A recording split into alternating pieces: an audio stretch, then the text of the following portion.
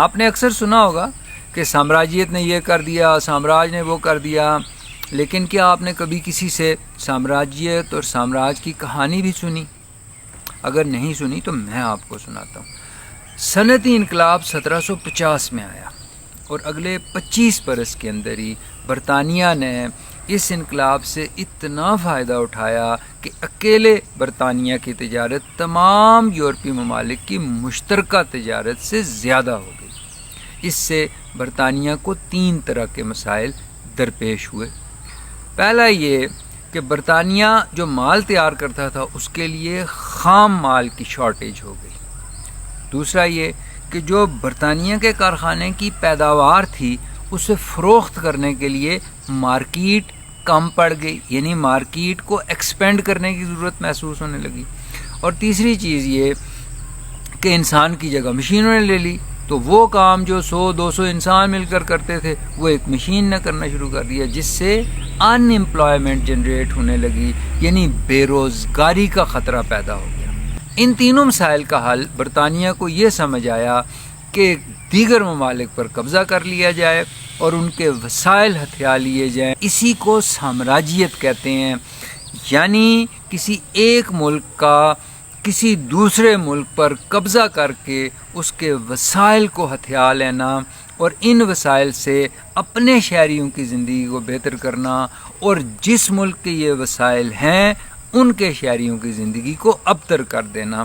اس کو سامراجیت کہتے ہیں، اور جو ملک یہ کام کرتا ہے اس کو سامراج کہتے ہیں۔ برطانیہ کی دیکھا دیکھی دیگر یورپی ممالک نے بھی سامراج کی شکل اختیار کر دی، اور پھر دیکھتے ہی دیکھتے مالٹا، سنگاپور، جبرالٹر، جنوبی افریقہ، بر صغیر، ہوڈیشیا وغیرہ وغیرہ، ان تمام ممالک کو کالونیوں میں تبدیل کر دیا گیا۔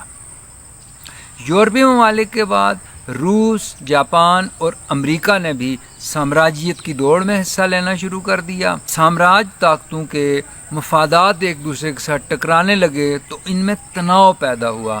مثال کے طور پر جرمنی نے ایشیا اور افریقہ کی ان مارکیٹوں پر قبضہ کر لیا جو پہلے امریکہ اور برطانیہ کے زیر تسلط تھی۔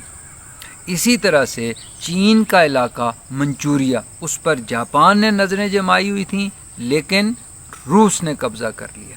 چین پر تو ایک وقت ایسا آیا کہ امریکہ، فرانس اور برطانیہ اسے آپس میں تقسیم کرنے والے تھے، لیکن پھر وطن پرست چینیوں نے چین سے بادشاہت کا خاتمہ کر دیا جو سامراج کے ہاتھ میں کھیل رہی تھی، اور چین کو بچا لیا۔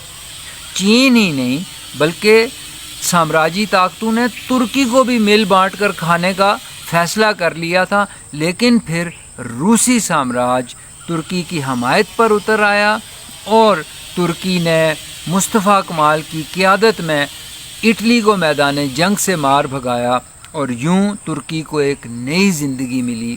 اسی لیے ترکی کے لوگ مصطفیٰ کمال کو اتا ترک کہتے ہیں۔ سامراجیت ہی کی وجہ سے دنیا 2 عالمگیر جنگوں کا پیش خیمہ بنی، اور انسانیت کی تقدیر اور تاریخ پر وہ شرمناک دھبے لگے جو انسان قیامت تک نہیں دھو سکتا۔ دوسری عالمگیر جنگ کے بعد سامراجیت نے ایک نئی شکل اختیار کر دی، اور دنیا 2 سامراج قوتوں کے گرد گھومنے لگی، لیکن USSR کے ٹکڑے ٹکڑے ہونے کے بعد دنیا میں صرف ایک ہی سامراج طاقت بچی، اور وہ تھی امریکہ۔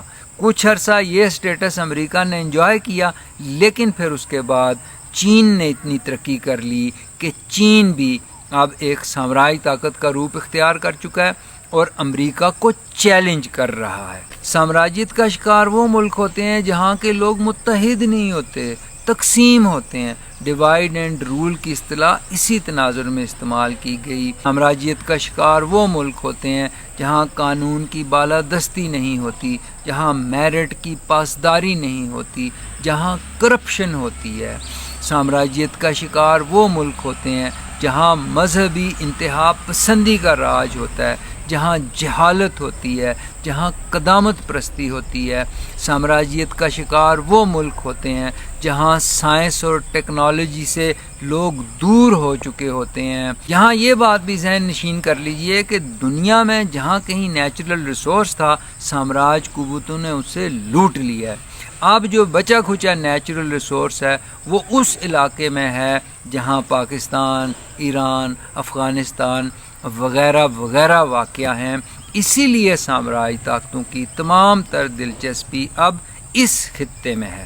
اگر ہم چاہتے ہیں کہ ہم سامراجیت کا شکار نہ ہوں تو ہمیں ان تمام وجوہات کا خاتمہ کرنا ہوگا جن کا میں نے ابھی ذکر کیا، یعنی ہمیں متحد ہونا ہوگا، ہمیں قانون کی بالادستی قائم کرنی ہوگی، ہمیں میرٹ کی پاسداری کرنی ہوگی، ہمیں کرپشن کا خاتمہ کرنا پڑے گا، ہمیں مذہبی انتہا پسندی سے بچنا ہوگا، ہمیں سائنس اور ٹیکنالوجی کے قریب جانا ہوگا، ہمیں قدامت پرستی کو خیر آباد کہنا ہوگا، ہمیں جہالت سے بچنا ہوگا۔